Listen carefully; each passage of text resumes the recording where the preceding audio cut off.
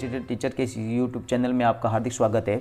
आज हम आईपीआर यानी अचल संपत्ति विवरण इमूवेबल प्रॉपर्टी रिटर्न आईपीआर के बारे में देखेंगे। किस प्रकार आईपीआर आपको फिल करना है, वो 1 जनवरी 2024 की स्थिति में आपको 31 जनवरी तक करना है। यानी 1 जनवरी 2024 को आपकी टोटल प्रॉपर्टी कितनी थी उसके मद्देनज़र आपको 31 जनवरी तक लास्ट डेट है उसकी। तो आईपीआर आपको सभी कार्मिक जो राज्य के कर्मचारी हैं राजस्थान सरकार के, सभी कार्मिकों को अपने अचल संपत्ति विवरण को ऑनलाइन दर्ज करना है। तो सबसे पहले आपको यहाँ पर गवर्नमेंट ऐप में आ जाना है। यहाँ पर बहुत सारे ऐप आपको दिखाई दे रहे हैं, तो इसमें आपको राजकाज आईपीआर को ढूंढना है। अगर इस प्रकार नहीं ढूंढ पाए आप तो यहाँ पर क्विक सर्च का जो ऑप्शन है यहाँ पर आपको लिखना RAJKAJ। तो इस प्रकार आपके सामने 3 ऐप जो हैं वो ओपन हो जाएंगे, ई फाइल और राजकाज HRMS और राजकाज आईपीआर। तो यहाँ पर आपको राजकाज आईपीआर है उसके ऊपर आपको क्लिक करना है। तो जैसे ही ओपन हो जाए सबसे पहले आपको अपनी प्रोफाइल को अपडेट कर देना है। तो देखिए यहाँ पर जैसे ये पेज ओपन हो गया, ये राजकाज का जो आईपीआर का पेज है वो ओपन हो चुका है और आपका जो डिपार्टमेंट है उसका नाम, आपका नाम यहाँ पर शो हो रहा है। तो यहाँ पर सबसे पहले आपको अपनी जो प्रोफाइल है उसको अपडेट करना है। तो यहाँ पर अपडेट प्रोफाइल पे क्लिक करें। अपडेट प्रोफाइल पे क्लिक करने के बाद इस प्रकार का आपके सामने पेज शो होगा। तो यहाँ पर आपकी जो डिटेल है एक बार उसको चेक कर लें। First name, last name, employ ID, father's name, DOB, mobile number, email ID, appointment, department, pay commission, designation यानी आपका पद, आपका एम्प्लॉय पे स्केल, आपकी बेसिक पे, ये सारी चीज़ों को देखने के बाद अपडेट कर लें इसको यहाँ से और यहाँ पर नीचे कैप्चा डाल के इसको अपडेट कर लें। इसमें आपकी आवश्यक है, इतनी कोई महत्वपूर्ण नहीं है, तो आप आसानी से उसको कर सकेंगे। तो यहाँ पर इसके बाद जैसे ही इसको हो जाए तो यहाँ पर टिक करें। टिक करने के बाद इसको सेव कर लें।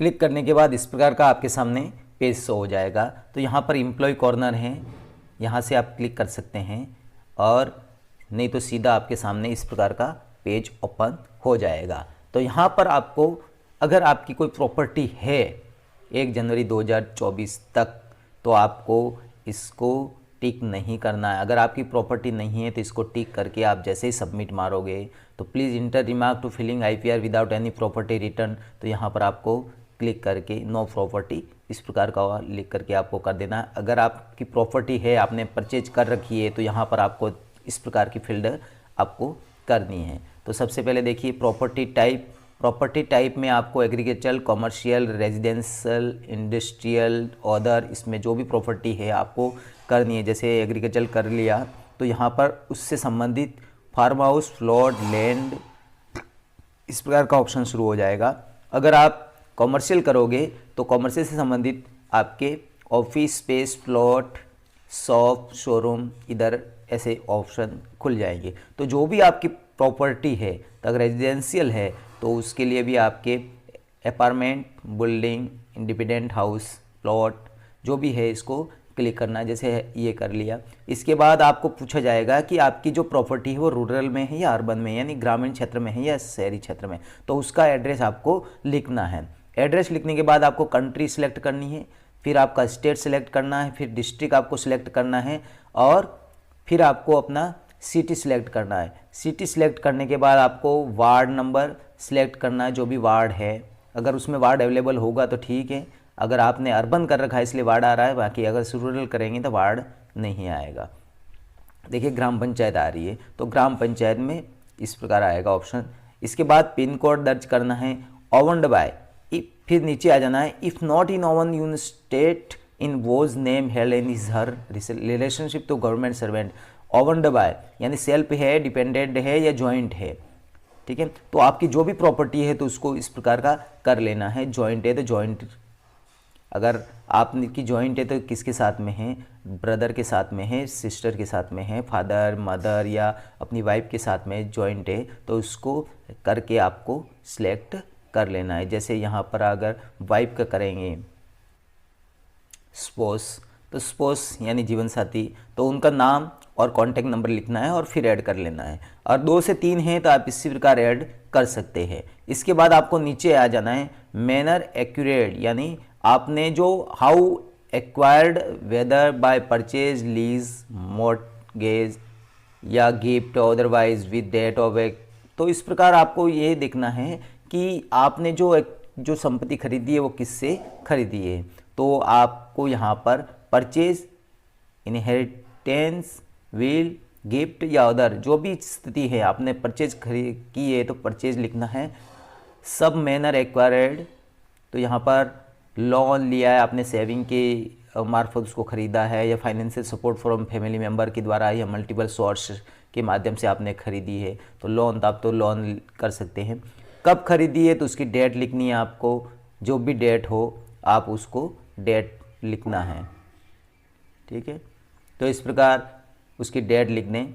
और detail of personal organisation from whom property was acquired, यानी आपने जो प्रॉपर्टी खरीदी है वो किससे खरीदी है, तो उसका नाम, कॉन्टैक्ट नंबर और एड्रेस को यहाँ पर फिल करना है।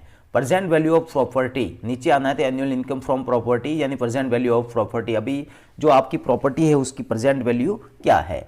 और फिर नीचे आना है तो यहाँ पर आपको प्रेजेंट वैल्यू करनी है। तो एनुअल इनकम फ्रॉम प्रॉपर्टी, अगर आप उससे एनुअल इनकम कोई प्राप्त कर रहे हैं तो उस प्रॉपर्टी की एनुअल इनकम को दर्ज करना है।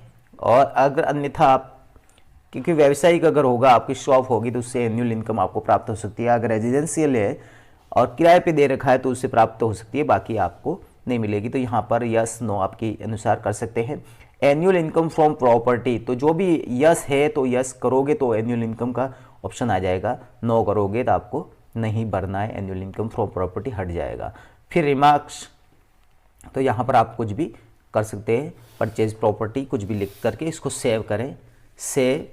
और फिर दूसरा और भरना है तो दूसरा और आप इस प्रकार भर सकते हैं, ठीक है। तो इस प्रकार इसको कंप्लीट करना है। अगर आपकी प्रॉपर्टी नहीं है तो यहाँ पर टिक कर दें, यहाँ पर लिख लें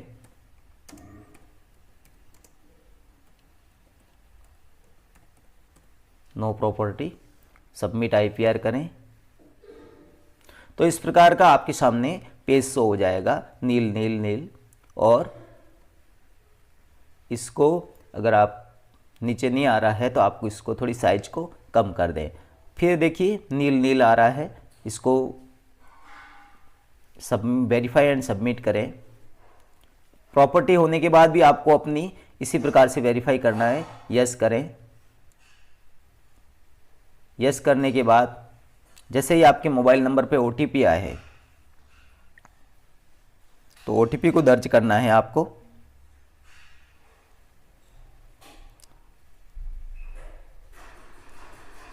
और वेरीफाई OTP कर देना है।